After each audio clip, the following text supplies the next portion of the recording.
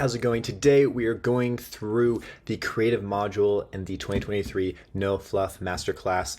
Of course, creative is going to be your greatest growth lever in 2023. We've generated thousands and thousands of pieces of UGC, static image, video, all that good stuff. And today we're going to be running through it. Of course, great creative can lower your CPA, increase your LTV actually, and ultimately just build the brand in a much more sustainable way. So let's go ahead and dive right into it. With that being said, while creative is your greatest growth lever, of course, creative is built around the product. So if no one wants the product, creative doesn't really matter. And of course, the offer and the way in which you sell the product, and ultimately knowing your financials helps too. All right. Now, great ad creative is 80% knowing your customer and 20% making a pretty picture. So most of this today is actually going to be about getting to know your customer, okay? Because at the end of the day, you don't need a lot to make great ad creative. If you knew exactly what your customer wanted and exactly every experience that they've had throughout their life and how to influence them, you could probably sell them anything with about 5 to 10 words, okay? So it's more about knowing your customer and less about trying to make a nice graphic. And again, this is a creative masterclass. We spent millions and millions of dollars testing creative. We've generated tons of creative. And at this point, it's been for niches like baby clothing, jewelry, coffee brands, snack food, CPG brands, home decor brands, furniture brands, cosmetics, skincare, literally every niche, been in all of them. And so very holistic view of how all of this works. So let's actually define what ad creative is, okay? So ad creative is the skillful and strategic use of visuals, language, sounds, and symbols in ads to artistically captivate audiences, persuasively shape their thoughts and behaviors, and convey meaningful messages. It encompasses aesthetic appeal, persuasive techniques, semitonic meaning, cultural influence, commercial motive, serving as a means to reflect on the ethical, cultural implications of advertising and the dynamic interplay between creativity, persuasion, and the commercial landscape. Now, I'll be honest, ChatGPT and I had a fun time generating this definition, but let's simplify this a little bit more, okay? So how do we define what good ad creative is, right? This is really the difference. What's good ad creative and what's just ad creative, okay? Good ad creative should act upon the emotional subconscious of the targeted person to inspire them to take our desired action, while okay ad creative should convince the target person to take our desired action. We don't want to convince anyone. We don't want to sell anyone. We really don't even want to persuade anyone. All we want to do is create an emotional desire in our customers, aka emotionally drive them through the subconscious, and only the targeted people that we want to sell to take our desired action, okay? So a few key points: emotional subconscious, the targeted person, not just anyone, the targeted person, and our desired action, which is, for the sake of this video, mostly going to be getting purchases and sales, okay? So why is the emotional subconscious important? Well, as we know, 90% of decisions are made subconsciously and 10% are made with the conscious, right? And we've heard this a lot. Everyone knows this, but no one has really internalized this. I think very few people have actually internalized this to be true. You can know something, but you cannot feel it or internalize it. And this is the reality, okay? So there's really three minds, and oftentimes we forget about the second one, the preconscious mind. Of course, we have the conscious, right? The surface level of awareness where thoughts, feelings, and perceptions are currently experienced and easily accessible. So what's happening in the current moment, your current surroundings, your current instantaneous and moment by moment perceptions of what's happening in current thoughts, okay? Then there's the preconscious mind, information that is not in awareness, but can be brought into consciousness with attention or reflection. So this is memories. This is things we can think about. This is us comprehending situations and really pulling them apart and breaking down concepts, okay? Memories, knowledge, and thoughts just below the surface. Now the unconscious, which we cannot access, right? The deepest layer of the mind, containing hidden desires, repressed memories, unresolved conflicts that influence thoughts and behaviors without conscious awareness. Of course, things that are brought up in dreams, all that good stuff. Now what happens is, our reality, we exist primarily in the conscious and somewhat in the preconscious mind as well. And of course, the unconscious mind is the majority of our decision making. So what happens is, experiences are brought through the conscious mind, through what we see, through what we feel, through what we think, right? They're somewhat processed by the preconscious mind. So we store them in memory, we process them, and then later they are put into the unconscious mind and stored, usually, of course, during sleep. And then the unconscious mind does some processing, does some calculating, then it gets brought back into the preconscious mind and then back out into the conscious mind into behavior and actions on a cycle. So the unconscious mind and the conscious mind are always going in a cycle and looping and exchanging information with each other without us knowing, right? And this is how behaviors and thoughts can ultimately affect your life outcome. So let's say you're in a specific situation consciously, right? Let's say you get mugged in the street, okay? Not a great thing. But that event happening to you is going to be stored in your preconscious mind as a memory, and then in your unconscious mind. And unconsciously, you are now going to be more aware of it. You're going to be looking out for signs that it could happen. You're going to stay out of dark places, whatever it may be. Your body and your mind is going to take that as a learning lesson. And now what happens is, even without you realizing it, you will be looking for signs and be thinking more about exits, or again, like dark places or people that look suspicious when you're now walking around, okay? And you might realize it consciously, but it's also going on unconsciously because that event trained your unconscious mind to look out for you. And this will, again, affect your behavior. So now, because of those fears or some of that apprehension, that will affect your future behavior. Your future behavior will affect your life outcome tomorrow, and your life outcome tomorrow will, again, affect your unconscious mind, and it cycles and it cycles and it loops, right? So everything affects everything in this cycle. And so we just have to be very much aware of it. But for the sake of this, we just need to be aware that 95% of purchasing decisions are subconscious, very, very researched and widely accepted thing. And that, of course, purchases are made with emotion and justified with logic, the basics, right? And of course, because of our subconscious mind making all these decisions, this in many ways affects how we perceive things, right? For example, we can see images and process them 60,000 times faster than words. We are just more tuned to that. We are evolutionarily tuned to be more reactive to images and words, of course, just based off of how we've been for a long period of time. A lot of people will say, there's no way I make 90 to 95% of my purchasing decisions with my subconscious, right? And of course, it depends on the product. It depends on what you're doing. Some decisions might be more consciously made or subconsciously made, but it would be hard to say that the subconscious does not play a role in every purchasing decision. It would be a very hard claim to make. So here's an example. Toilet paper, right? Nothing really emotionally profound about it. No one typically would think that they buy toilet paper based off emotional or based on their subconscious. But let me ask you a question. If you're at the store and you have these two options, you can get either Charmin. Which one are you going to buy? A or B, right? Same price, same product, same brand, everything's the same. Which one are you buying?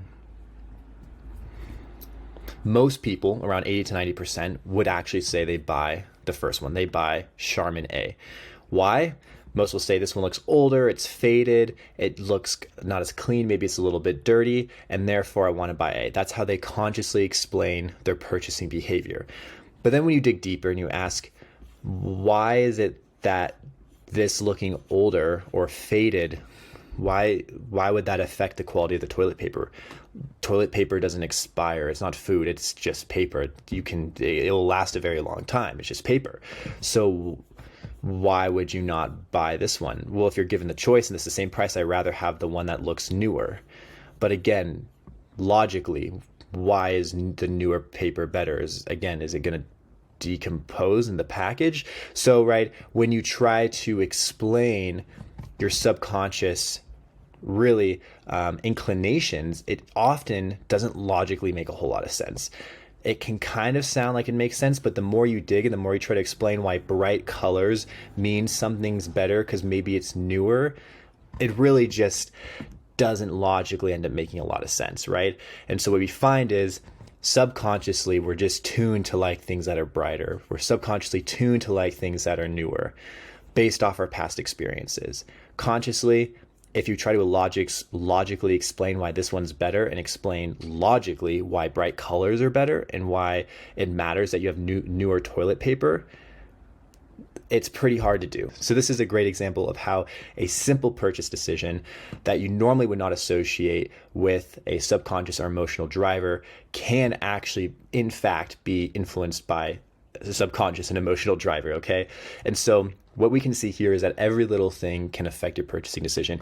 If you're at Home Depot and you're buying a pack of nails, the color of the package, the shape of the package, everything can have an effect and it really affect your subconscious on why you buy it. And when you try to explain logically what you like about it, you end up just saying, I like the color and the shape, and it's all these very airy-fairy things that when you logically explain why it makes sense, it's very, very hard to do, which means if that's hard to do, it's probably a pretty subconscious decision, okay? So this is a great example of that. Now, let's break down every variable that goes in between your desired customer making a purchase and your creative. We have two variables and an outcome. We have your stimulus, our existing frame, and of course, the outcome itself.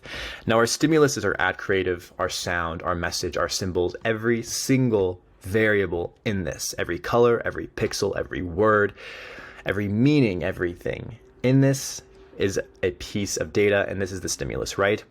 In reality, we're spending less than a second swiping on something. We just come across an ad on TikTok, on YouTube, on Meta, on Google. We just come across it, we quickly see it, and that's it. But in those milliseconds, we're absorbing information from this stimulus. So if you were to scroll past this ad, let's say you were somebody's wife, right? This is a Father's Day ad.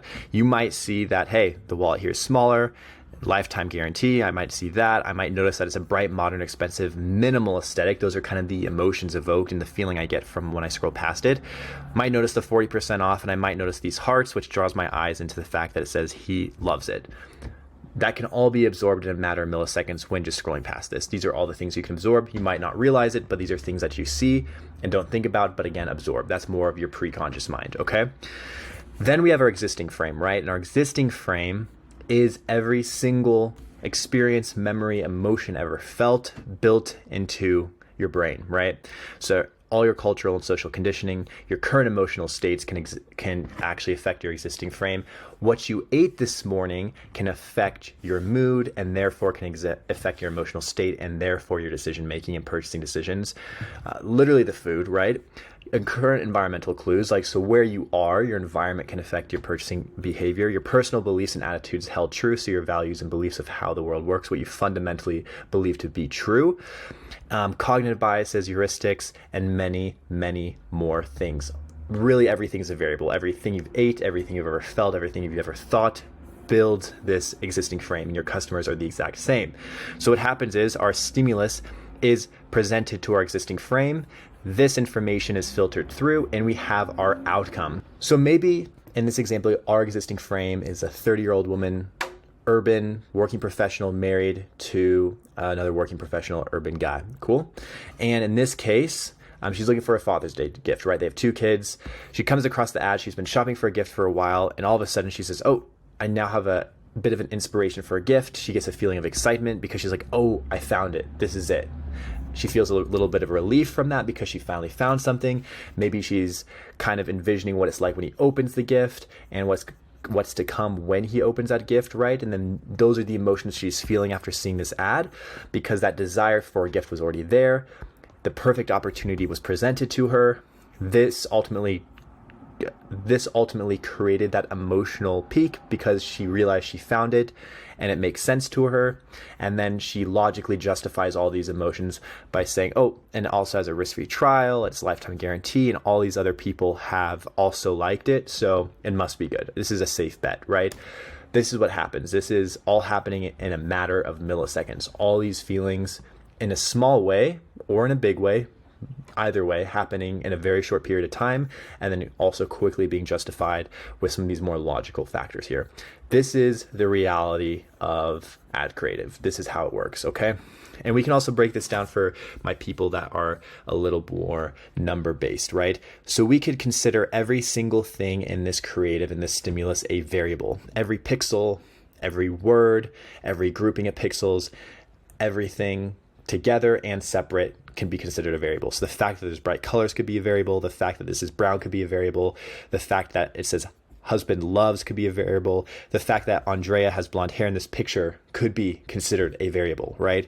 And so if there's a way to break every single thing down into a variable, into a specific value, and feed that through our function of reality, right? So taking all of our experiences and everything we've ever been through and turning that into a function or equation, decision-making equation, we could feed our data into our function of reality and get our outcome. And maybe in this case, it's buys the wallet, right? So if we were to break it down, this is more like what it is in reality than not, okay?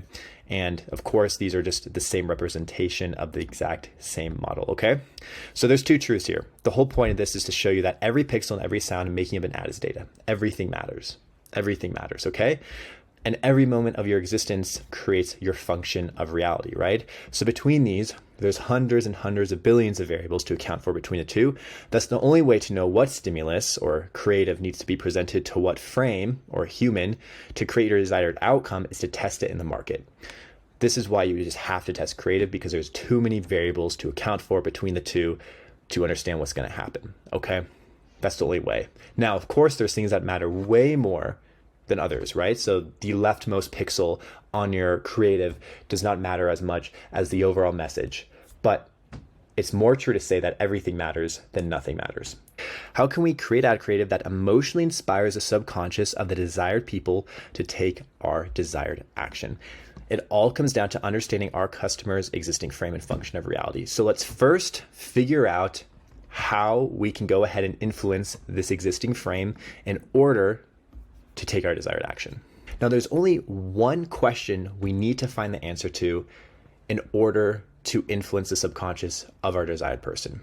Really only one question. And this question is, what emotional state are our customers trying to achieve with our product? This is the only question that matters. Now, there are supporting questions that can help. What are the pain points our customers trying to solve in their life? What was their experience with past purchases and how does that affect them? There are other questions that help define the existing frame and help us understand the existing frame. But if we could only pick one, question, this would be the question we would want to ask our customers and know the answer to. This is by far the most important. Now, it does depend on your niche in which questions you should be asking, right? You should know the pain points that they're trying to solve with your product. You should know how they felt about their past buying experiences. You should know how they felt when they first opened your product, when they first ordered your product, their biggest worry or concern they had when ordering your product. These are all things you should know and be aware of when building out your creative. But for the sake of this is the one question we need to know the answer to, okay? Now, how do we find the answer to this question? And it's actually not that hard. First, we need to obsess over reviews, video, written, and photo, right? We're not going to be able to get the answer to this directly. It's very, very hard, honestly. Customers aren't going to be very clear with the emotional thing they're trying to solve. Some might be, but it can be difficult. You're going to have to read between the lines, observe body language, and really understand what's going on and what are they really saying, okay? Research surveys sent to customers in email in exchange for PayPal's, Venmo's, free product, Amazon gift cards, doesn't matter, right? This is another easy way. Talking to them, right? Take your best customers. Send them a calendar invite to a Google Meet or Zoom. Say, hey, I will pay you $100 for a half hour if I can ask you some questions. Send it to your top customers. Really, really easy, okay? Observe the body language in the meeting. Ask them questions around this. Again, it's going to be very, very niche dependent on what you ask. Ask them questions around this, so related questions, to try to ultimately understand this concept, okay? Research them personally, right? Most people have public social profiles. Just see what they do on the weekend, what their dog's been up to, what they do with their friends in their free time, right? This is an easy way to figure out what some of those emotional aspirations might be for them, okay? And of course, forums and communities, Reddit, Twitter, Slack groups, Facebook groups, etc. You can see what's going on, okay? This is what we need to know. All we need to know is what emotional state are our customers trying to achieve with our product. Now, you can easily use ChatGPT, or there's a bunch of other more sophisticated sentiment tools to understand what this emotional driver is, okay? Let me show you an example of this. So I pasted, I don't know, maybe 40, 30 reviews in here of this brand called Me Lounge Human Dog Beds, okay? So this brand sells these human dog beds. They're kind of like just a large memory foam dog bed that are really fluffy and cozy, and they're pretty expensive, but they're nice quality. They have some good features, etc., etc. Cool. I uploaded a bunch of these reviews to ChatGPT, and I asked it a couple questions, right? I just gave it a very short background on my product and brand. I said, I sell human dog beds to families. They're fluffy and soft and can fit multiple people. They sell for $240. These are customer reviews. What are the trends you are seeing that could define why people buy? What emotional state are people trying to gain by buying this human dog bed? So it gave me a nice overview, right? Based on the reviews, it seems that the Me Lounge human dog bed is highly praised by customers. People found it to be comfortable, cozy, and of great quality. Then I asked, why emotionally do you think people buy this? How does this product make them feel, right? And this is the king of questions here. And ChatGPT broke it down. And it said comfort and coziness. Many reviewers mention how comfortable and cozy and soft the bed is. People seek comfort, that sense of relaxation, etc. Security and safety. Several reviewers mentioned feeling secure and safe while using the bed. Creates a sense of enclosure and protection. Like, this is really good stuff here, okay? Enhanced sleep, family bonding, so nurturance, a huge one, and fulfillment of needs. So this is getting to some like Maslow stuff here, okay? So very, very good breakdown of the emotions that people feel when they get the bed and what they might be missing with their current living room setup or current like living situation, okay? Overall, the human dog bed seems to evoke feelings of comfort, relaxation, security, and togetherness. It creates a space where individuals can unwind, enjoy quality time with loved ones, and experience a heightened sense of well-being. Like, that's pretty much as good as it gets, okay? This is the most efficient way to use this and to understand customers, right? And if you have more data from customer interviews that you could upload to ChatGPT, or data from forums and having it analyze the forums and asking it what emotion are these people trying to achieve, it will give you a very good breakdown. So in our research for this brand, the biggest thing is going to be the nurturance, the family bonding. This is the biggest one. And then this is kind of associated to security and safety. These are really quite similar. And then the second most emotion is going to be that comfort and coziness factor. Okay, so this is what we found in our own research, and ChatGPT got it down to a T. Okay, so highly recommend using this to identify really those key emotions you're going to need to be portraying in your creative in order to get people to purchase. Okay, you can also go a lot more detailed with ChatGPT. You can ask it to like rank the emotions and rank the reviews based on the emotion evoked. So you could have it categorize each review on the emotion and then rank them. You could also have it filter through the reviews based on a set of criteria. So you could say, break down these reviews through the lens of Maslow's hierarchy of needs, or other psychologists. You could have it use their concepts and filter the reviews through that to have a more utilitarian and tactical implementation of the information you get. But I think what I just showed you is about 80% of it. That gets you most of the way there. Okay, so found that to be very, very useful. Cool. Now here are actually the 10 most common emotionally desired states subconsciously, right? I would say about, again, 80 to 90% of brands, their customers are trying to achieve one of these 10. Now there are more, right? So for example, nostalgia is a huge one. Some brands live off of nostalgia. Polaroid, for example, is a huge one, a really good example of this. They focus actually a lot on nostalgia.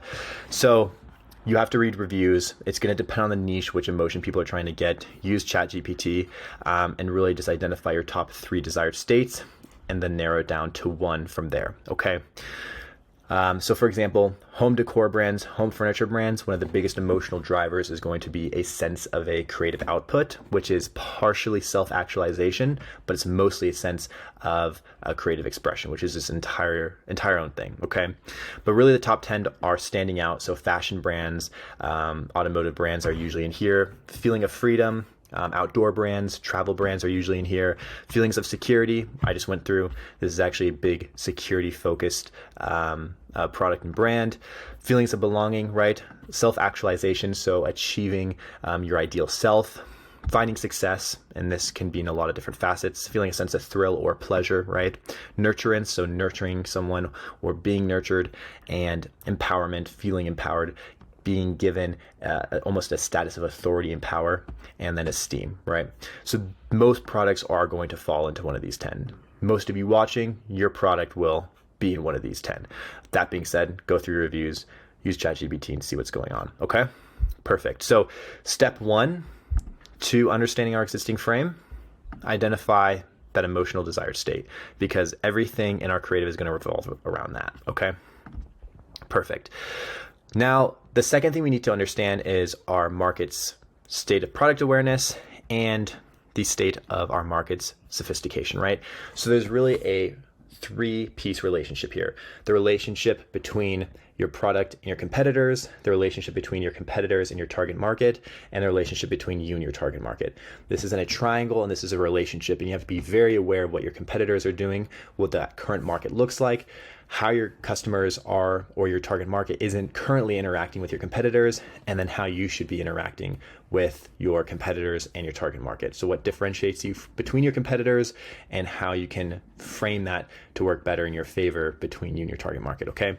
So we just need to define for you, right, whether you're first to market, second to market, many claims, etc., right? So if you're a new product or a product that's new to a specific market or niche, the first time this niche is seeing this product framed for them, you'd be first to market. Second to market, of course, right? The niche has seen a couple things like you, but they probably aren't that aware. They probably haven't really tried anything yet. Many claims, of course, means that this market has already seen a lot of competitors and they've probably tried a couple things. Many mechanisms means at this point, not only is there a lot of competitors, not only have people tried multiple brands, but now brands are having to get creative and trying to reframe the benefits, the features. They're adding on more guarantees, all sorts of stuff to try to sell better, to differentiate themselves. And then the market exhausted is when pretty much everyone said everything that you can about these products. And at this point, people are just making up stuff and the market's just kind of tired of it. So this is the flow, and you just need to figure out where your product sits in this, okay?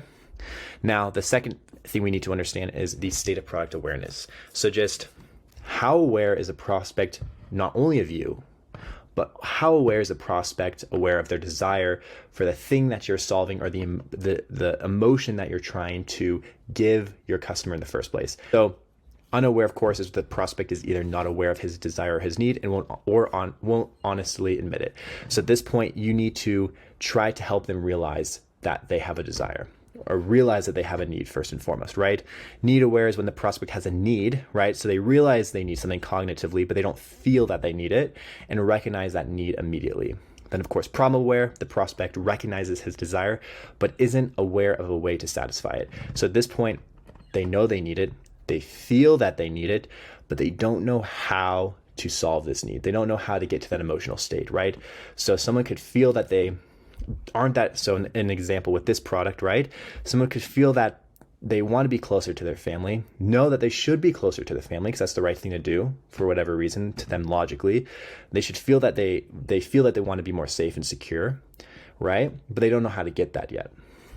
Here comes Me Lounge with the human dog bed, showing them an image like this, or an image like this, or an image like this, and they say, I want that. That satisfies my current desire, right? So in this case, they'd be at the point where the prospect knows of the product but isn't fully aware or convinced. And then, of course, over time, customer knows your product and knows that they want it, okay? So all you have to do here is identify, in this case, when you're building out your creative, you have to understand first, are you first to market, second to market? Where are you here? Because this is going to really determine what kind of messaging you create. And then you also need to understand the state of product awareness for the market you're going after with this particular set of creative that you're developing, okay? So this is part 2. So first, identify the key emotion that we're going to be going after using our research, using ChatGPT or another AI tool. Cool. Second, identify 1 through 5 your state of market sophistication, and 1 through 5, your state of product awareness. Okay, that's what we've done so far. Now we're going to actually go ahead and enhance our creative with heuristics and biases. Okay, so heuristics are, they just call them mental shortcuts, right? They're ways in which our brains conserve energy and make fast decisions historically for survival, right?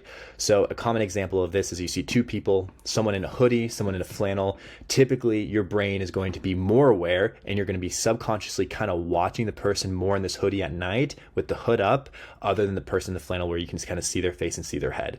Again, this is just a survival thing, and our brain is constantly making judgments and forming opinions based on our surroundings in order to survive and in order to conserve energy, okay? So it's always looking for ways to do those two things. That's really the entire purpose, right? So we have 4 key heuristics. Don't worry too much about these, but just be aware that there's 4. So for example, judging likelihood based on ease of recall. So how soon something occurred and judging likelihood based upon that. Common one is anchoring and adjustment heuristics, so starting from an initial value and adjusting. So like product anchoring, right? You have a really high price and then a lower price is a common one. Relying on current emotion for decision making, right? So just being lazy, not thinking through something, but just being what people would say is emotionally impulsive, right? These are all things we've developed to conserve energy and adapt for survival, okay? And we can utilize these and implement these into our creative in order to make it more effective on driving that subconscious desire. Now, what heuristics ultimately result in is cognitive biases, in addition to social conditioning and some other things. But heuristics find themselves in cognitive biases, and there's tons of these. There's like over 188 cognitive biases, and a lot of these are quite obvious, and a lot of these we're aware of, such as the placebo effect, bandwagon effect, social proof. These are all very common ones we see all the time. But many of these no one really uses or thinks about, and they can be very helpful when you embed them into your creative and consciously say, hey, I'm going to have this cognitive bias represented here in my creative. So again, you don't need to be aware of all these. I would just go through and look up a list of cognitive biases and pick 1 to 2 cognitive biases out and implement them into your creative, okay? We'll be going through more of these here in a second, but just want you to be aware of this. This is a really good way to add an edge to your creative, okay? Okay, but what, right? So at this point, we have our emotion we're going after. We know our market sophistication level. We know our customers' current awareness of our product and their desire for our product. And we've also looked at maybe 1 to 3 cognitive biases and picked 1 to 3 out that makes sense for our target market and our product, right?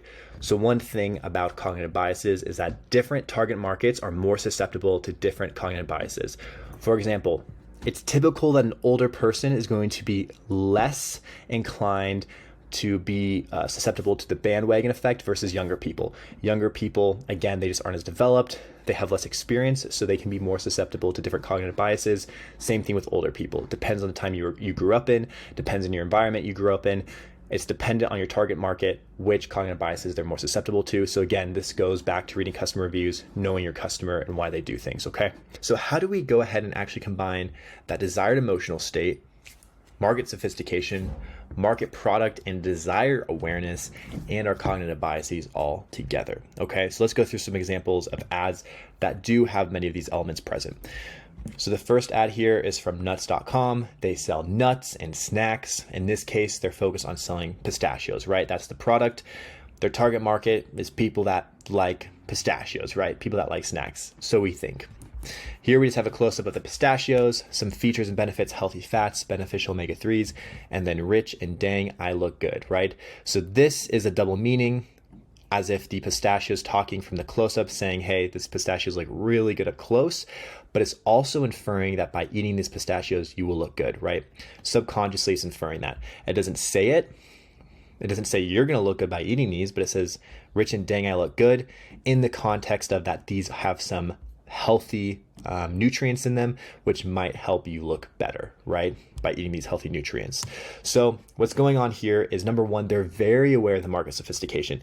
Everyone knows what pistachios are. Their markets definitely bought other pistachios. Their markets also saturated with competitors showing ads of pistachios and other nuts, right? So how do they stand out? They added in a new mechanism of talk about some of the product features, but then they add in an emotional state and they say, hey, if you eat these pistachios, you might look good, right? Which can really go back to that self-actualization emotion, and also just a bit of that self-esteem emotional state that people are trying to get, right? Now, their customers aren't necessarily trying to look better by eating pistachios, but in general, most people are trying to look better. So by combining that emotional piece of saying, hey, you're going to look better by eating these pistachios, and some of these product features, they're standing out from the market, they're driving that customer desire, and they're identifying that, hey, a lot of people are eating pistachios because they want a healthy alternative to other foods, which means they're somewhat health aware, which means they probably want to look better and feel better. And so they're going to provide that emotional aspiration to look better and feel better through this ad and through their product, okay? So this is a good one that does all three. Now, this also uses a little bit of the association effect here, which is a cognitive bias, by kind of wrongly associating and assuming that this is talking about us instead of the pistachio, which, whether you realize it or not, your conscious is taking into consideration, okay? So this is a great example of being aware of those three variables that we went over. Now let's go through how this ad uses those three variables we talked about, right? So boy brow. The product itself is actually named boy brow, so they intelligently name the product to already subconsciously affect you. Fluffy, groomed brow in seconds, brow better now, pay later, right? So lots of different things going on. So again, mascara, we're looking at market sophistication, highly saturated niche. People have tried a lot of different mascara brands. People know how it works. People know a lot of the ingredients. People have had many, many experiences. So we don't need to go crazy here on selling all these different features. Everyone's already heard every feature under the sun, longer lashes in seconds, all this stuff. They use just the name of the product, boy brow, to infer one of the most commonly said tropes by women when it comes to brows and lashes, and it's always that guys have better eyebrows, thicker eyebrows than me, guys have longer lashes than me. A very, very common trope, and that's why they named the product this, and of course they can just use it as a headline as well. Because boy brow infers immediately that with this product, you're going to get boy brows, quite literally. You're going to get those nice, thick eyebrows that you envy from all your guy friends, right? This is the inference that is being made here. And so literally by saying this, you're hitting on that emotional, again, that self-esteem, some of that self-actualization, in that you are jealous and that you are envious of boys' brows instantaneously, right? And then we double down on that by just saying fluffy brows in seconds. So we get a little bit of that urgency piece in here, just showing, hey, it happens very quick. And of course, brow better now, pay later. So you can have brows now in seconds that are fluffy and groomed, that look like those guy friends of yours that you envy who have the nicest eyebrows, and you just can't, for whatever reason, get as nice of eyebrows as them. Okay, so this is very aware of that market sophistication, and simply with this word, simply with this, you can affect that subconscious and conscious by just saying, hey, you're gonna have those eyebrows that look as good as those guys. Okay, so very, very good ad here. Now this is a short video ad, not a UGC. We will get into UGC later, but I try to hold off on it as long as possible because it's been talked about way too much this year. Let's quickly watch this ad and see what it's about.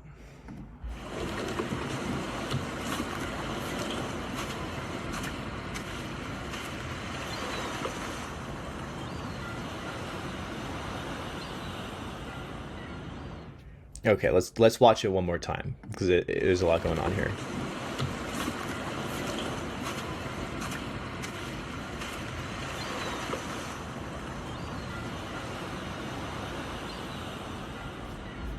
Great, so a luggage ad, right? Why do people buy luggage? They don't care that much about the luggage itself. What's the biggest feature here? It just says lightweight luggage. That's the feature. Designed to go with the flow. Lightweight luggage. It doesn't talk about that there's a padlock. It doesn't talk about that it's hard shell. It doesn't talk about the smooth bearings on the wheels, right? We're not talking about any of those things. This ad purely focuses on that freedom emotion that is evoked when you see the pan out of the camera and the beautiful, new, exciting landscape that this person is in, right?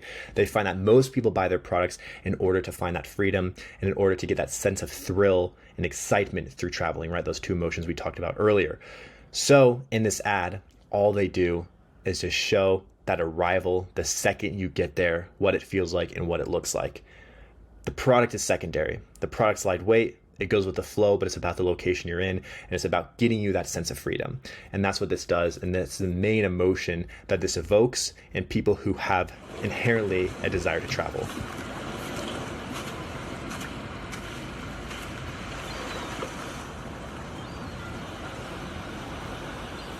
Right? And so by not revealing the location until later, they hold off on that sense of freedom. They keep you kind of contained until it opens up, it pans out, and it's designed to go with the flow, right? So while I would say this doesn't have really a true cognitive bias present in it, it does a very good job of focusing on the number one reason why people buy from Away, which is to get that sense of freedom and to get that thrill through their travels, okay? And all that Away does is go with the flow and provide some lightweight luggage, okay? Now, of course, they're very aware of their market sophistication. Most people already have a carry-on. Most people have maybe used one or two different brands of suitcases. So there's not much to be said about it. It's just a suitcase. But what they're focusing on is that emotional factor when it comes to it, and that it's lightweight. That's their only feature, okay? And then when it comes to that market desire and how aware the market is of their desire to travel, if there's even a somewhat small grain desire to travel, it will be evoked by this ad, by showing this landscape, by showing that feeling of arrival that will be evoked and that will be bloomed through this ad. Okay, so these are some good ad examples of how brands can use emotions from their research of their customers, embedding them into their ads, utilize maybe a cognitive bias or two as well, while being aware of that market sophistication and product and desire awareness. So that just wrapped up our definition, okay, of understanding what our existing frame is, right? There's a lot more analysis, and we could go into more of the behavioral aspect and all these different things to try to understand your customer's existing frame better. At the end of the day, it's going to be talking to them, reading reviews, asking those questions. But ultimately, we singularly need to know that one answer to that one question, which is, what emotion are our customers trying to gain by buying our product? And of course, we need to be aware of our customers' current awareness of this desire and current awareness of our product, while also understanding where you currently lie in your market sophistication to fully understand how much knowledge this existing frame has, what they're filtering through, their past experiences, and the things that we're going to have to message through in order to get that purchase, okay? But most importantly is going to be that emotional aspiration that they have, in which we can serve to them to sell to that subconscious, which makes 90% of their purchasing behavior, okay? Perfect. Now let's hop into actually building out the stimulus and what goes into that. Now, when it comes to the stimulus or the ad creative, we need to understand the layers of realization. So first, people see the image, text, and hear the sound if the video plays with sound on, okay? These are the very first thing, image, text, colors, and sound. Now, they don't read the text, but they see it. And they don't even need to consciously read it, but they could later actually remember what that text said. So they just see it, they might not read it or internalize it in that moment, but it's captured along with those colors and sounds. Then, and again, this entire thing happens in a matter of milliseconds. Then after that, heuristics will play in, because remember, heuristics are those mental shortcuts. The second you see something, you will start forming an opinion and a response to it, again, for that survival and for that energy retention. So then any heuristic would play into it, right? So an immediate opinion, an immediate response would be formed through these heuristics. Then after that, you might go through and read the copy in numbers. So you might actually internalize what that number means, what that copy is actually saying, and that cognitive comprehension piece will come into play, which will happen very, very fast. And then this all will lead to that emotional response, which, while it can happen, this all happens pretty much at the same time. This is the order in which this happens, okay? So sometimes the heuristics can lead to an emotional response immediately, but typically it's going to be, you see the information, it goes to that conscious, heuristics come into play, so you're going to make it immediate instinctual understanding and comprehension of what's going on. Then you're going to really dive more into the numbers and copy if you actually read that, and then that emotional response will be fully formed, okay? So we just have to be aware of this order. Now, again, what should great ad creative do? Great ad creative should act upon the emotional subconscious of the targeted person, not just anyone, the targeted person, to inspire the desired action, okay? So in order to get to that subconscious layer, in order to affect someone, we don't need to actually do a lot. A color can affect someone's subconscious. A single word can affect someone's subconscious, right? But when it comes to advertising and when we're trying to push a message and push a product and get a sale quickly, we need to first grab attention, because if we don't catch anyone's attention, how are we gonna emotionally drive them, right? Then we need to filter out non-targets. We don't want just anyone buying our product. We don't want just anyone's attention. We want the attention, ideally, only of the people who are gonna buy anyway, okay? Then we want to efficiently emotionally drive our target, right? We don't want to spend all day. We just want to, as efficiently as possible, evoke an emotion and drive our target to purchase, and then logically justify their emotional response to them. Now, a lot of people miss this. Usually number 4 is have a call to action. There's been too many cases where ads do extremely well without a call to action, way too many. And you'll often see the more premium, the more luxury a brand, the less logical selling, and the lack of call to actions. Premium and luxury brands are the best at emotional selling and subconscious selling, because they're selling on aesthetic, they're selling on vibe, they're selling on identification, they're selling purely on emotion, because there is no logical reason to buy it, and there's typically not a lot of product benefits other than the brand's emotional value in itself. And so these are the best brands to look at as far as who does this the very best. But I would say in general, if you can logically justify to someone why they're feeling something in the ad itself, you're going to have a higher conversion. People will often feel guilty if they feel an emotion. And so you oftentimes have to logically justify that that's okay and say, hey, it's actually a good thing you're feeling that because this makes a lot of sense. So sometimes you see something, you say, oh no, I shouldn't buy that. I don't need that. Or, oh, I don't need another one of these, right? But then maybe it's on sale. Okay, now it's more logically justified. That's fine. Maybe it's limited time. It's not going to last. And that's logically justified. It's okay, right? So we need to logically justify for our consumers to help guide them to that purchase, okay? Now, a note on call to actions. Again, sometimes call to actions are good and they can work. It depends on the niche, depends on the product. I don't think it's necessarily important to have, but if you are going to do call to actions, make sure that they are custom to your niche and they're very specific. So if you're an acne skincare brand or whatever, it should be like, get cleared up now. It shouldn't be shop now, it should be get cleared up, right? If you sell a snack, it should be like satiate your hunger now, whatever. It needs to be very niche specific, and those are going to be the best call to actions if you're going to do those, okay? So very benefit focused call to actions, emotionally focused call to actions about satiating that desire or getting them to that emotional outcome they want, okay? But in general, the best ads honestly don't have call to actions. All right, so let's talk about grabbing attention with ads. And this doesn't matter if it's a video or a photo. There's two ways to do it. You either be extreme in some way, it doesn't matter, extremely colorful, extremely not colorful, extremely large text, extremely small text, have an extreme statement, extremely thought-provoking, extremely satisfying, extremely scary, extremely beautiful, extremely aesthetic. It doesn't matter. Just pick your extreme and it'll probably work well, okay? The other thing you can do is just do something that no one else is doing. And it doesn't matter how simple it is. If everyone else's ads look like this is going to be working. If everyone's ads look like this is going to be working, okay? So it's always a matter of being aware of what that competition looks like. That being said, there's some things that inherently always work well, right?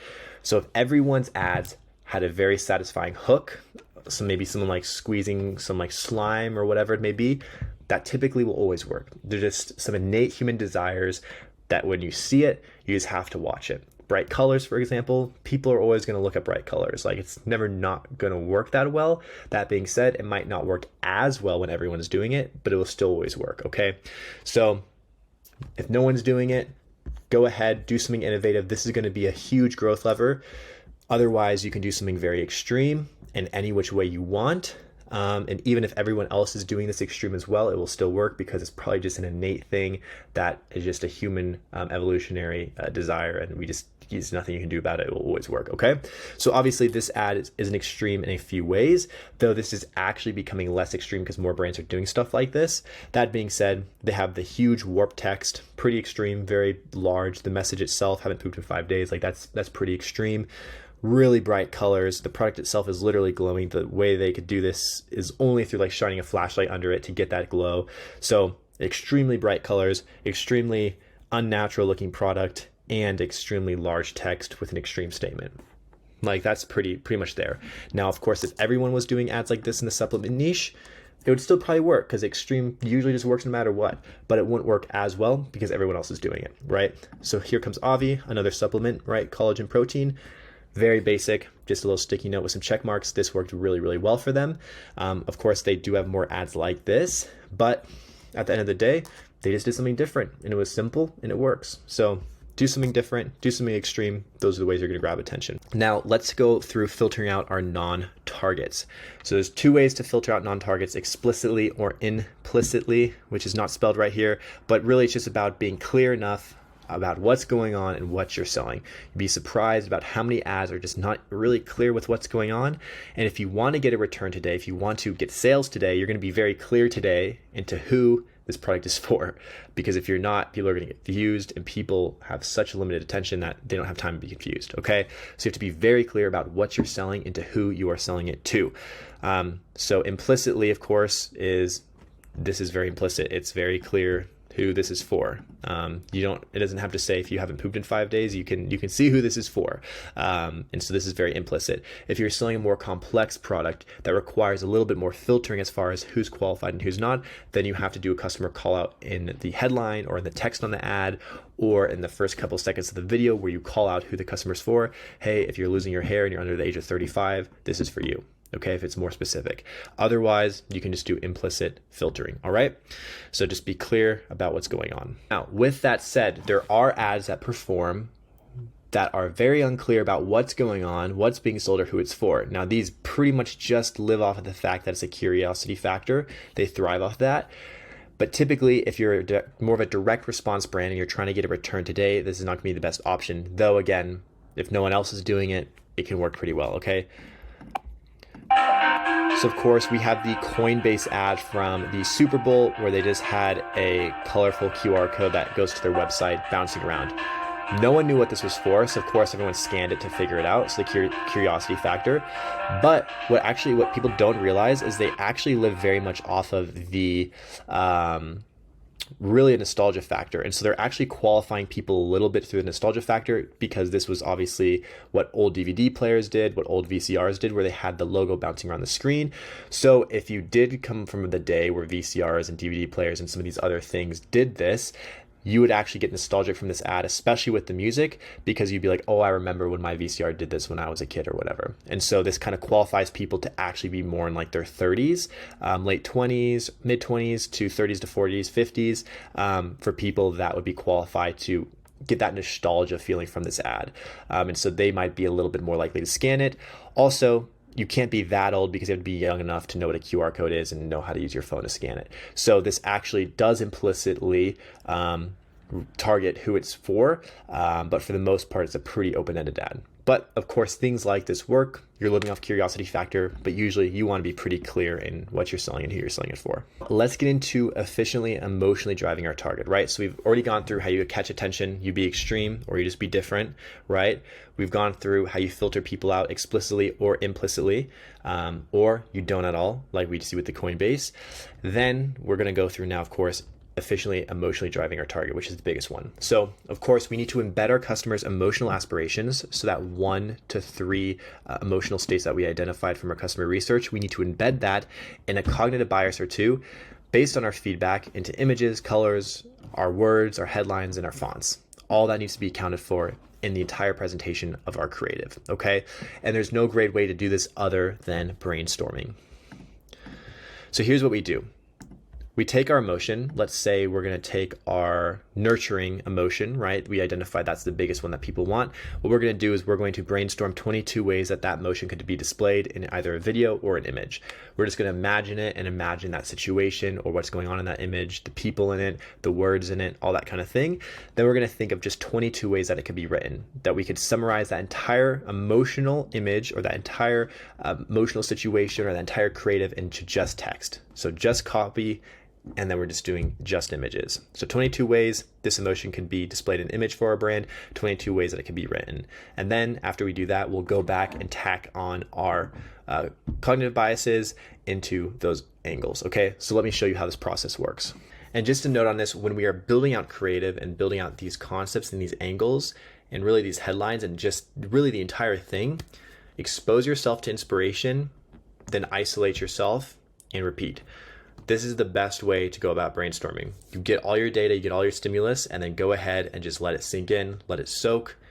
Just put yourself in a white room and write out these angles, okay? Let me show you the best process for this. So first we need some inspiration. I recommend using Foreplay. With this, you can go ahead and look at all the different brands. You can look at brands by niche. You can look at different ad formats, whatever it may be. You can just look up the product or the topic. And this way you can see all the ads from brands that are doing well. And of course, you know an ad's doing well if it's been on for a long time. So if you've seen that this was saved like 3 months ago and that the ad's still live, that means it's doing well. And that's a good one to keep in mind.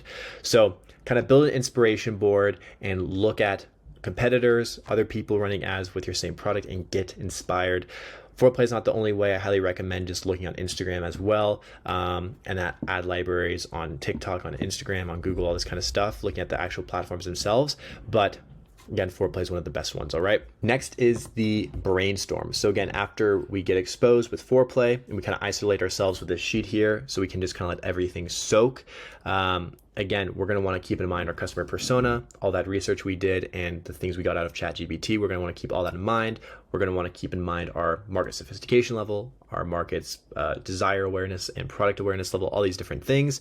And of course, in general, you should just know who your customer is, have a nice persona written out beyond the emotion. But ultimately, the most important thing here is the emotion, and that is why we are trying to keep this as simple as possible. We're not worrying about demographics as much. These are all things you already should know. We want to focus, again, purely on that emotional aspiration, okay? So with this, I'm just going to select our campaign objective, our core product, and this is just an example, and where our ads are going to be, right?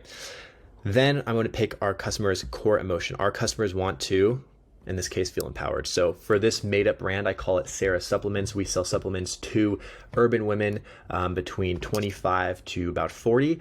And we're just looking for working professional women that like to go to Orange Theory, Berries, Equinox, or CrossFit. And they are very ambitious women. They're usually kind of a type 9, super leader type people. And they want to become the best version of themselves. But with our product, with specifically our pre-workout product, they want to feel empowered. That is what they want out of this product. They want to feel more powerful with this product, okay? And so just as an example, I wrote out a visual angle for what this static image would look like. And of course, you can pick what medium this is, whether it's a video, whether it's a static, you can storyboard the whole thing. I just kind of wrote out what it is, right? So a photo of the product with our ideal customer self, holding it at an angle, confident, at the gym with people looking exhausted behind them, but they have not even broke a sweat. Bright colors, one hard-hitting line in the middle in bold font, and that hard-hitting line here I would just have is lead the charge, right? So they're not exhausted, they're empowered, they're like the one killing it at the gym, and they're leading the charge, right?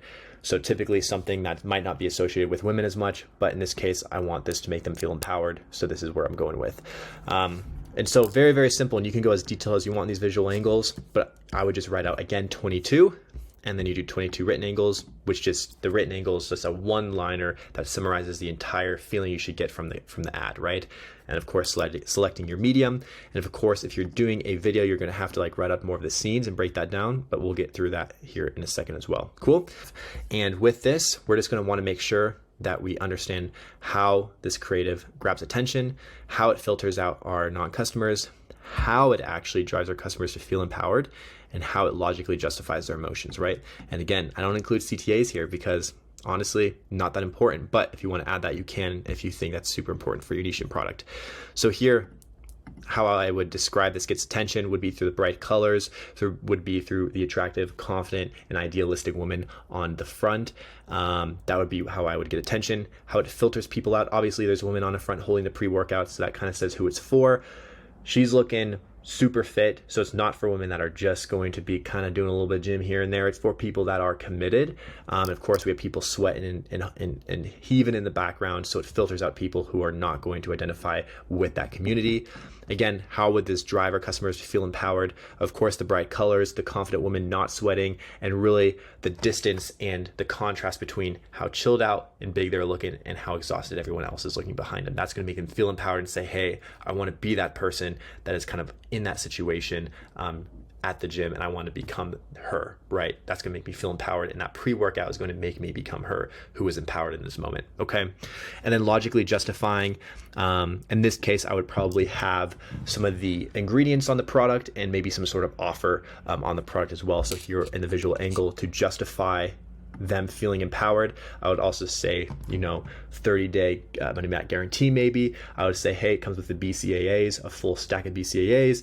It has L-citrulline, so you get a really good pump, but it doesn't have stim, so you won't feel any anxiety, and you will always kind of have that confident feeling throughout the gym day. So these are some of the things I could add to help justify that emotional response logically by going through some of the features. And so I would want to, again, go back and write this in the angle and then explain to myself how I justified it to the customer. So when you refine your angles and you pick your top 5, just going through and making sure that you're getting that attention, you're getting that filter, you're getting that drive, and you're getting that justification, okay? So that's kind of how this works, cool? So again, I will include the link for this sheet below. Now let's go through the secret sauce and how you can do this at scale. This is where it's at. Let me show you the Chat GPT technique to do this, and you can get pretty lost in the sauce on this. Now, let me show you how you can generate a ton of these creatives without really doing that much work, okay? And there's a lot of different ways to do this, but this is what I've found to work the best. And all I do here, I hop in Chat GPT, I give it my brand, I give it a description of my brand, a women's supplement brand. I just wrote some stuff, talk about the brand voice, the brand identity, the mission, and our values, right? Really simple. Then I say what the product is that we're getting this creative for: women's pre-workout with a full stack of BCAAs and a healthy dose of L-citrulline, non-stim. Those are the core features: non-stim, BCAAs, L-citrulline. Then I talk about our ideal customer, walk them through that, and I say, basically here is, and then I give it the goal. So get these women to purchase our pre-workout and acquire them as customers. And this would just be for Facebook and Instagram. Create 4 angles describing 4 static ads. So I say image ads, but this could also do video ads if you asked it to do videos, or short UGC style ads. You could ask it to do that as well. And I just said, make them emotionally feel empowered, including taglines with these angles, and put this all into a table. Okay. So this is the key thing, is making them feel empowered. It gives me a table of the ad angle, gives it a name, gives me a description, and then gives me a tagline, right? So here's the first ones here were, Angle 1, the fearless trailblazer. Show a woman conquering a challenging outdoor activity like hiking or rock climbing with a determination. Use Y2K imagery with high contrast colors. Break barriers, unleash your inner strength, right? And we get 4 other ad angles here that we can use. Now, I wanted to give it a bit more detail, so I asked it to add more description in a new column. And so this one gives it a little bit more description, a little bit more detail on what's actually going on in the image. So a woman in a vibrant, colorful activewear confidently scaling a rugged mountain cliff with a breathtaking panoramic view in the background, right? So this can just keep going. Make these slightly less empowering and more empathetic. So these felt really empowering, a little too much, and I wanted to bring back one of our brand values that I laid out before, which is empathy. And so this actually added in quite a bit more empathy to the angle and to the concept of the ad, right? And then I actually had it try to do this on a more subconscious level and being a little bit less literal with the empowerment feeling. Just that you could kind of tell that the ad was trying to make you feel empowered, so I wanted to go for something that was a little bit more subliminal. And so this was just a little bit more subliminal, and it broke this down a little bit more, like by using dynamic lighting, emphasizing the strength. The image exudes a sense of power and resilience. The background symbolizes overcoming obstacles.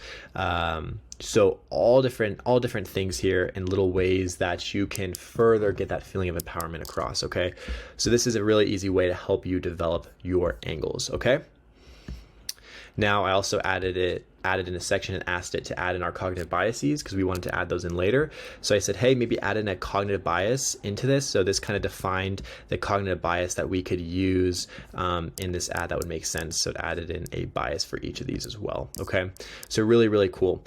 Then I also did our angle refinery with ChatGPT at the end, and I said, tell me how angle 1. So tell me how this particular angle, how does this grab attention, filter out bad customers, and drive our customers to feel empowered, also logically justifies it. And it actually told me and defined how this angle does all these different things. And if it didn't do that thing already, how it would change the angle to do that thing. So this one said this angle didn't have a lot of logical justification. So this said, for example, you could include a brief statement like backed by science, or non-stimulated pre-workout fills your body with essential nutrients for peak performance. It added in some justification. Cool. And then it explained kind of a summary of how it does all these 4 elements. Okay. And then I asked it, how we could stand out with this ad, because I see that competition has many ads like this. So it gave us some ideas for that. And then we went to a purely symbolic section where I said, instead of doing something literal, let's do something purely symbolic. So then it started talking about how we could use a phoenix instead to get this feeling of empowerment across, a spark, a burst of energy. And then I actually had it combine this symbolic burst of energy angle with our original first angle. And it kind of added in like fireworks and some other things to the ad. And then it also had, of course, the cognitive bias.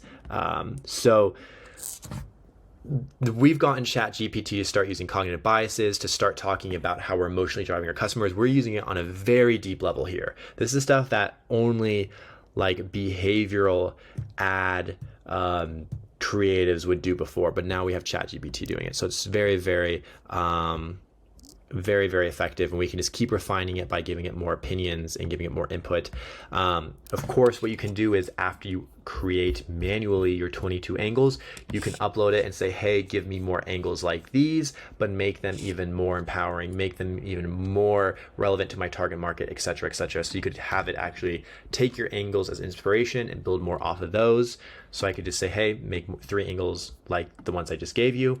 Many things you could do here. Also, when you're briefing ChatGPT on your brand, you can go much deeper and give it an entire demographic breakdown of the top 3 emotions your customers feel and all these different things. Again, I'm keeping this quite simple because this is really all you need to do to get some quality angles. But if you wanted to get crazy with it and go through all of your brand values, your entire brand description, your entire customer persona, you could give it that information, tell it what to do and what these angles should look like. You should have 4 videos. You should have 4 static ads. You could give it all that information, be specific on what you want it to create, and it would create it with that emotion in mind. So this is a really easy and effective way to also come up with these angles, okay?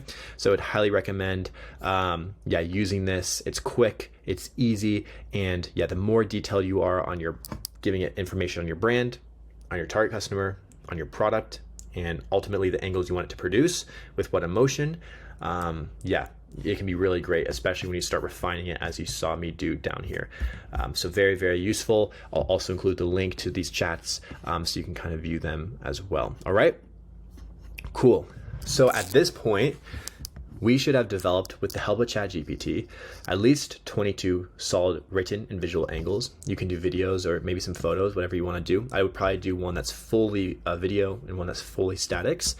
And at this point, you've probably narrowed it down to 5 videos, maybe 5 images as well. And now you have some really good angles that you can hand over to your creative team, or that you can get UGC developed with, or that you can shoot yourself, right? So this is the best way to do this, hands down. All right, cool. So one note here is, now that we have our creative angles, keep in mind that all you need to make winning creatives is just your product and phone. And of course, the angles we were talking about before with like the fireworks in the background and the person doing rock climbing and all this stuff, you can tell ChatGPT, hey, I want this to be easy to produce. I want a simple angle that I can develop with just some at-home materials. You can tell it, make it easy for me to make it something that I can shoot with my iPhone, make it doable with what I have at home. So you can purposely make it easy for yourself, okay? But with that said, all you need for winning angles and winning creative is an iPhone and your product, right? As we saw with Avi here, they had a winning creative that outperformed with a sticky note, their product, and an iPhone. This is a jewelry brand we work with. This is one of their best performing videos. It's probably still running, and it's someone's hand with the rings going like this. That's the video. This is Curology, big brand, some UGC, just 2 pictures and some text. Like this is nothing. This is easy stuff to make. So if you know your customer extremely well, you don't need to get fancy. All you need to do is get your iPhone out and your product, and you can make a winning angle if you know what emotion you're trying to evoke, right? Perfect. Now let's go over, I think, the top, the top 8 creatives that are static images in 2023 right now. I would say about 80% to 90% of all static image creatives are represented by these 8. Pretty much every brand, their static images, they're going to have a combination of these 8. Like literally, it's pretty crazy, which means 2 things. Number 1, it means that these do work. Number 2, it means if you do something very different from these, it'll probably perform well. It'll probably perform a lot better. So just keep that in mind. The only other creative that's not represented here is just straight up product on white images. That's pretty much it. But this is literally every creative that's running on every platform. So the first one is the points creative. This is a really good one from Majuri. Now, basically, they just point out some different products: the Huggy, the medium, the oversized. A lot of the time brands will do this with features. So it'll be like, this has 50 grams of protein, this has this ingredient in it, this does that. A lot of times they'll do this with clothing. They'll be like, this has a technical zipper and a hidden pocket and waterproof. Like, you can do this for pretty much any product. You can define products, you can define product features, you can define product benefits. You just want to point stuff out on the product image. You usually have your logo, usually have an engaging headline or the product name or the collection name or the main benefit, or ideally the main emotion in a sentence here. So yeah, whatever you want. And then usually maybe it has like a subheader. That's it. The points creative you will see everywhere. Everyone and their mom is doing these. Yeah, they work. Next is before and after. Doesn't require an explanation. It's before and after. Again, every single problem solution brand in the history ever has done before and after, and they work well, of course. Usually a strong headline that kind of hits on one of the main pain points, or ideally again on the singular biggest emotion that you're trying to solve for people. It's pretty much all you need. It's before and after. Everyone runs them. Next is review overlay. Now these are typically where you have your product plus a review, or sometimes a PR article snippet or a news article snippet, some sort of social proof. And being creative with which review you pick or which PR article you pick is important, because you want to pick the one out that is tuned to, again, that singular most important emotional state that your customer is trying to get to. So this one, I would say, there's something, I don't know much about cuts, but there's something about that, the fact that this guy's 5'8" and slim and small, there's something important about that. I don't know what it is. Maybe their ideal customer, like, that's important for them. I know it's important because they did it on purpose, but I don't understand like their market, so I can't speak on that. But I would say you just want to be cognizant in the review you pick, of course, hitting that key emotional aspirational state. Typically it's just going to be the review overlay with some products, and then of course here they have kind of a headline and some product features. I'm not a big fan of this ad, but review overlay / PR article overlay with product is a classic. Tons of brands do those. So next is the us versus them ad. Now, of course, this is a legendary one. Every brand, again, has tried this and is running this. Now, Mudwater has a great example here. They show the different features and the different benefits versus coffee. I like it when brands get really specific and they call it a particular product from a particular competitor. Those are the best. But this is good because it's very, very broad. They also do kind of a fun subliminal messaging here where you have the peace, love, and coffee. So they're kind of making fun of the fact that coffee is kind of like this corny and like almost like why it's just kind of like a fake, non-authentic beverage, while theirs is obviously very natural and very authentic. So I think that's kind of a nice kind of subconscious message there, but generally they don't do a lot of emotional pulling here. It's just very tactical with the features. But us versus them ads work. They will probably always work. And yeah, very, very good creative there. Now the HGS, so headline guarantee social proof, is another legendary creative type. You will see these all over the place. Typically it's one big headline, again, ideally emotionally evoking that one emotion that we want our customers to aspire to get to. Urgent cramp relief, very straightforward. Guarantee, picture of product, social proof. Again, sometimes instead of the social proof or the guarantee, you might see like a PR article placement. So like featured in this or seen here, or the viral X, Y, and Z. And sometimes instead of the headline like this, you will see maybe like 3 features listed out. But this like headline, guarantee, social proof, absolute classic, easy to make. Cool. Now we have the one-liners. So you will see one-liners mostly on brands that have very high market sophistication, meaning there's a lot of competitors out there, but also everyone already knows about them. Everyone's already aware of who they are, so they don't really need to do any selling or technical selling. Lululemon, all their ads for the most part are going to be either Lululemon, and that's it, or a one-liner. Apple, same way. Most bigger brands, same thing. So here, give mom comfort to go. You got the kids, you got the mom, kind of a bit of a nurturance thing going on, right? It's showing like how you need these clothes to help you move, to help you nurture the family. So there is some emotional aspects here, which I like from Lulu. But yeah, the one-liners are classic. If you have a good market awareness, not much to do. Just put your product in front of some people. And yeah, this is every Lulu ad pretty much ever. Cool. All right. The next one is the hard sell. This is good when you have a bundle, an offer, a sale, doing a bunch of price crossing doing a bunch of price crossing or doing a competitor price difference comparison, or doing like how much you save, just going through really the numbers here. So I like the hard sell. You just go through like all these ingredients or all these products and just cross them out and then do free trial. Really, really good. Again, there's not a lot here that is emotionally evoking. Of course, you have the yellow, but this is probably more of a bottom of funnel ad where that emotional desire is already there. It's just at a point where we just got to give them a little incentive. So another good one. And of course, the benefit pack, which is similar to the one we went through earlier, just a little bit more detailed, just pointing out the different benefits. Again, every supplement ever has done this ad. So if you can figure out something that gives you the same message as this, but looks different, you will probably perform well. But yeah, benefit pack is another classic. So yeah, very straightforward with these. Again, a lot of them aren't that emotionally evoking. There's not like one strong emotion you get. And it's very possible I'm not in the target market or that you're not in the target market, so it doesn't work. But a lot of these, it kind of is, but you can just see that there's a lot of a room for improvement on a lot of these ads. You can push and really focus in on that one emotional gain you're trying to get. And typically brands will kind of embed that emotion more into UGC versus statics. But if you can get that emotional response into the static ads, like what we work so hard to do with some of these chat GPT prompts, then you're going to definitely outperform. So something to consider, but I would say most brands are pretty bad at actually like doing that. Cool. Now, a note on UGC. So UGC still works. There's this thing that's been going around that UGC is dead. And of course, yeah, when everyone does something, it doesn't work as well as it used to. Of course, it's how it always is. But it still works. Most brands are still running a lot of UGC.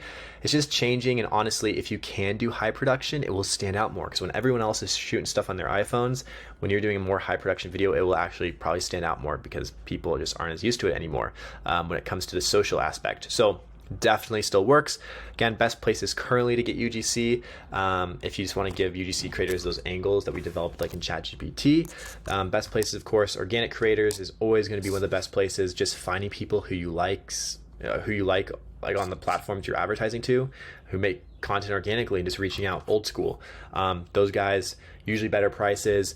You know their content's good because you've seen it. So those people are great. Twitter, asking for UGC, help lots of UGC creators on there who are pretty solid. There's platforms like #paid, of course, trend.io, many platforms that you can get UGC on, and of course like UGC agencies who have a team of creators who they've trained and worked with, who can get you very specific stuff. So these are all good options, kind of depending on your budget and the quality that you want, right? So let's just go over 5 great UGCs that work for most niches. And again, these are going to be some of the most popular and common types of UGCs. And let's just hop through these. So this is just a little sample 4-play account. Let's go through the first one here, which is a great example of a fashion UGC.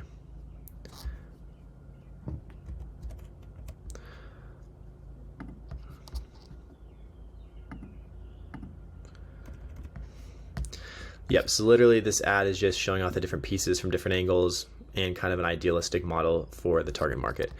So fashion, whenever you're doing creative for like a fashion or apparel brand, it's always selling an aesthetic, it's always selling a vibe, it's selling a lifestyle usually, or an identification. And so the creative is always going to be very, very simple, and it's just going to be showing off that piece. Now it depends on the products you're selling, but usually you're going for kind of an empowerment or an esteem angle or a stand out kind of emotion. So it's just going to depend on specifically kind of who you're targeting with your pieces. But this is a good kind of UGC, just showing a great way to show off some different pieces. Okay. Now this is a Dr. Squatch one. Really, really good. Of course, all of their thumbnails are going to have some sort of hook where it's like, he didn't believe me, so I had all my girlfriends tell him blank, right? It's always going to be some sort of leady, clickbaity thing where it's like there's something weird on his arm, ... or he did this the other day. It's just always going to be curiosity, intrigue factor. Again, certain people are more susceptible to clicking on this than others, so you can be very selective with the kind of hooks that you have in your creative.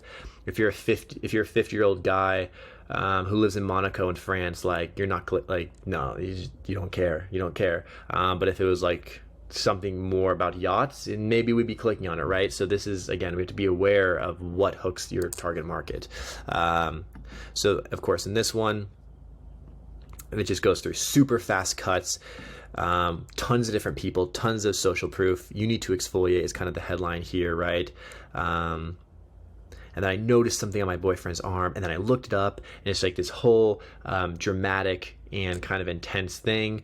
And then they talk about the product and how it has healthy ingredients, and then they logically sell you on that. Oh, you need it because it's healthy. They don't clog the pores, right? We just keeps going on and on and on. An extremely hard sell, but it does a good job at hooking, getting you emotionally invested with this kind of story in that first part, about trying to figure out like what was going on. It's a bit of a mystery, and then ultimately going through all the benefits and the result, right? So we're closer as a couple, right? That was a big one. Dr. Squatch literally made us closer as a couple. Really interesting, right? So that's like a nurturing thing. Like, this product makes me have a better relationship with my with my partner. Like, it's a huge thing. And of course, like all the stuff going on with like smelling good and all that as well. So really good angle. See which scent is right for you. Of course, it's also playing into that kind of curiosity factor, right? It's kind of the thing where it's like custom quizzes or do this or do that to figure out like which sign you are, which food you are. People like to learn about themselves, and so it's always a good kind of call to action. There's a ton of cognitive biases in this. There's a ton of emotional pulling going on. But obviously they get the hook with the fast cuts, the bright colors, the really engaging intro, the different creators for the social proof, and then kind of this headline of that they need to exfoliate, right? They need to exfoliate. So yeah, really good ad here. That kind of UGC does extremely well. I would call that the hard sell UGC, but they catch you with a good hook, a good story with kind of figuring out like what's going on. Tons of social proof throughout, talking about some of the benefits, right? Being closer as a couple, and then some of those features to logically justify you feeling this way after watching the video, like it's natural, like the shea butter, all that kind of thing. Now we got Barry over here. Did you know you're supposed to put your shaving cream on 2 minutes before you... Then we got Barry over here. Again, as you'll see, did you know, right? So we have that really engaging hook, gets you curious. Did I know what, right? This is some middle school stuff here. And then it's like, did you know you're supposed to put shaving cream on before? We have the captions, right, which makes it easy if you're on mute, you're in public. It's always good to have captions on UGC. Talking about the price, so we're talking about the logical justification.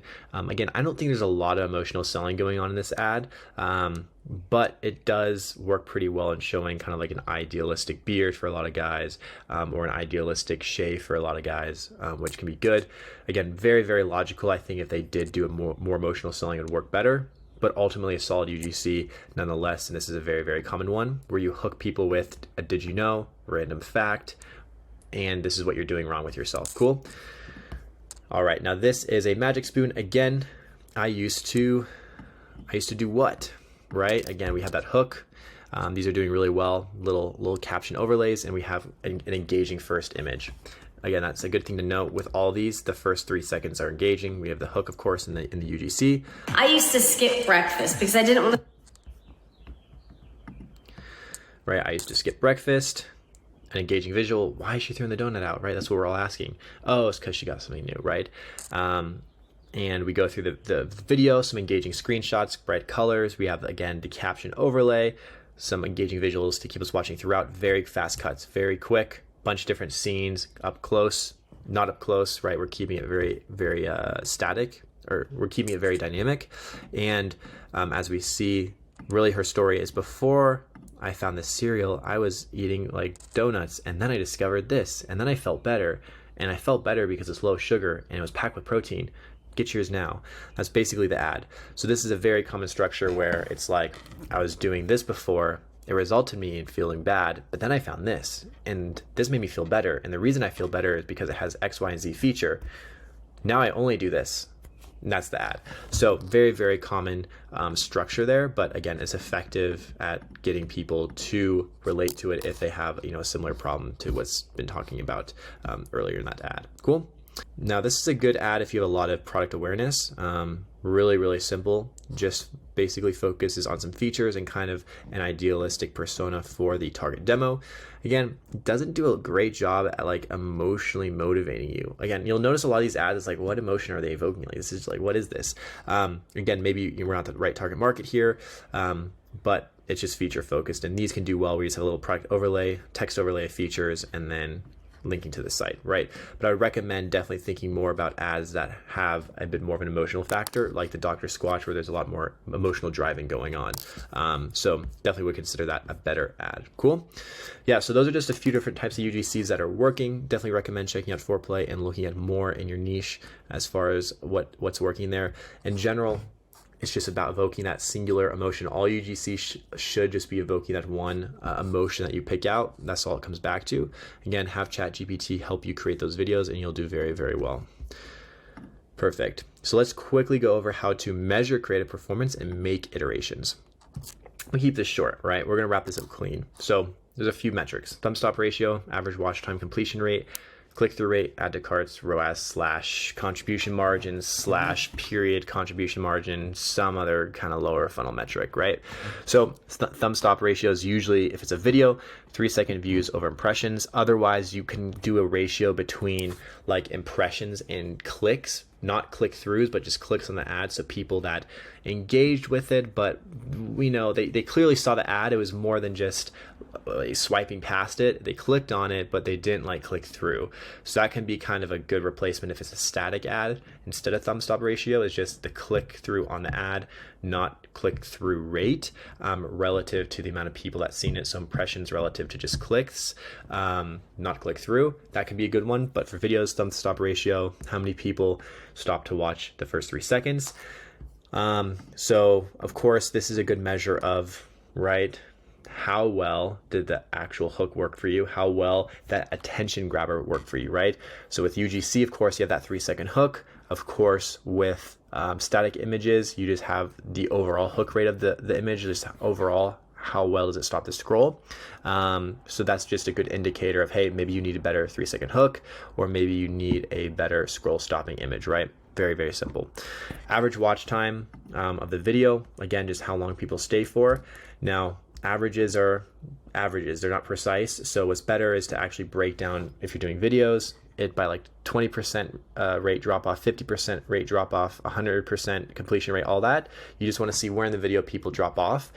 So you can either speed that part up, add something interesting in that part. When you're testing creative, you can look at the creative and say, hey, which creative has the best thumb stop ratio? Okay, we should take that hook. Which creative keeps people the longest for the first 5 seconds? Okay, let's take that body. Which creative keeps people watching from 5 to 10 seconds? Let's take that section and put it here, so you can kind of piece together the best sections of your creatives, right? By just analyzing where people drop off. But overall, average watch time is a good holistic view of overall how effective is the video, right? Who has the higher average watch time? Completion rate is a good one to know, just how many people actually complete the whole video. Can you keep people watching through the whole thing? Again, similar to average watch time, but can be a little bit more precise on impressions to completion rate, looking at the difference between those two and understanding, hey, overall, how long do we keep people, right? And of course, these metrics don't apply to statics.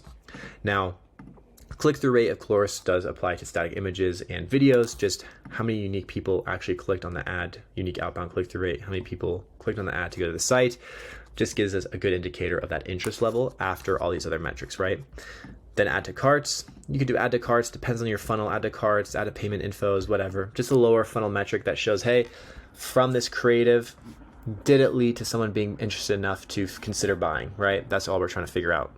And then, of course, return on ad spend, ROAS, or looking at contribution margin from that creative itself and that product you're selling itself. So contribution margin includes, of course, the ROAS, includes your production costs, includes your pick pack, all that good stuff, includes just all your variable costs, including CPA, for your product and for that creative. So that's a more precise way than ROAS to evaluate the creative performance, of course. So this is how you're going to want to go through it. If you see you have a low thumb stop ratio, you're going to have to go for attention, average watch time, and completion. You're just going to have to see if you need to speed up the video or just make the creative in general more engaging, make it more emotionally impactful. Need to add more elements into the video to keep people watching for longer. Of course, click-through rate is just going to be ultimately how well did you engage that emotion in the video and how well did you incentivize the click. Obviously, offers and all these different things can play into that click-through rate.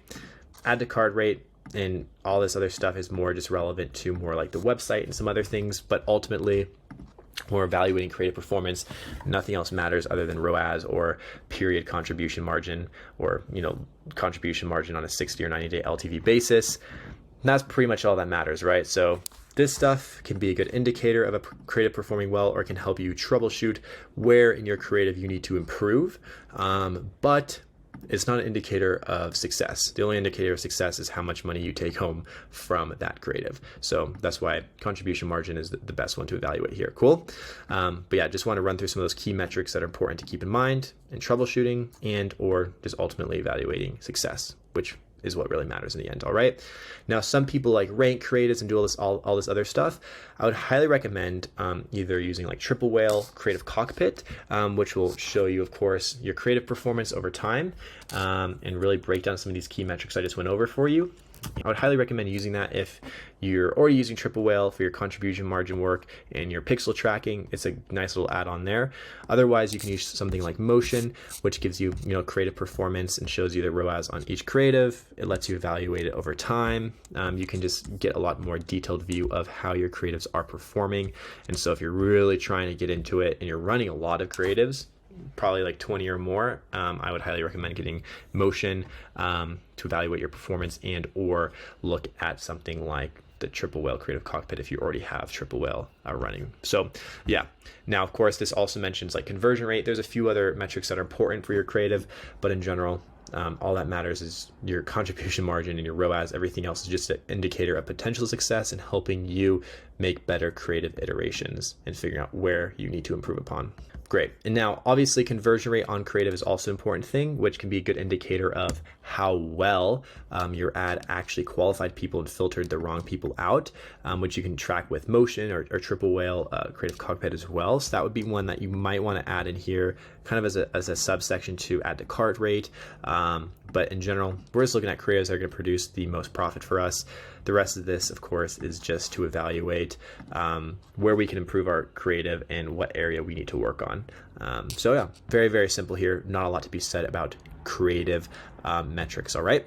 So that concludes this creative module. I know there's a lot in here today. The main takeaway is the key to great creative is understanding your customer, because if you truly understood your customer, you could probably tell them 5 to 10 words and they would buy. If you really knew everything that they were thinking, you could pretty easily get them to buy. So at the end of the day, it's about knowing your customer, going into those reviews, talking to them, building out those emotions using ChatGPT and understanding which emotional state is our customer trying to get to and how can we embed that into our creative, how can we add in things like cognitive biases into our creative, and how can we actually plan out and brainstorm creative angles using ChatGPT, and then eventually turn those into either UGC or static image ads that of course catch our customers' attention, that filter out the wrong customers or the wrong people, that of course emotionally create desire for them and also logically justify in themselves that emotion and ultimately get that purchase. And of course, evaluating our creative using some of those metrics. Okay. So if you have any questions, let me know. Everything will be linked down below. Otherwise, enjoy the rest of your day. You made it through, and I'll see you in the next one. Bye-bye.